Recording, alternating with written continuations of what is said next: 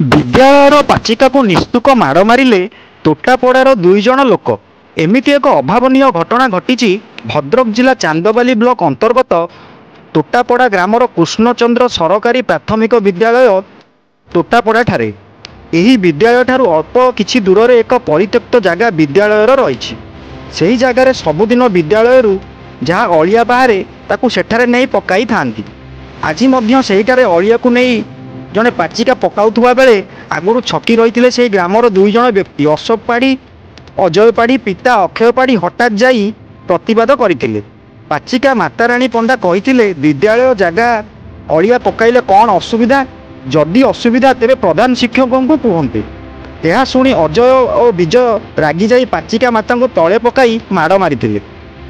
माता मारिदेले बोली बड़ पार्टी रे चित्कार करथिले। चित्कार शुणी प्रधान शिक्षक विजय नायक सीआरसीसी लंबोदर सह दौड़ी जाई देखंती तो पाचिका तले पड़ी चित्कार करुछंती। अजय विजय पाखरु माता को बंचाई विद्यालय को आनिथिले। माता को चिकित्सा पाई चांदबाली गोष्ठी स्वास्थ्य केन्द्र को पठाइथिले। एही घटना विषय रे घंटेश्वर फांडे माताराणी पंडा लिखित अभियोग करिसंती। घंटेश्वर फांडी अधिकारी तदंत करी माता को न्याय देवे बोली प्रतिश्रुति देई तदंत आरंभ करिसंती। चांदबाली सुरेंद्र कुमार तराई को रिपोर्ट, ओडिशा न्यूज। विजय कुमार नायक प्रधान शिक्षक केसी गवर्नमेंट पीएस तोटापड़ा।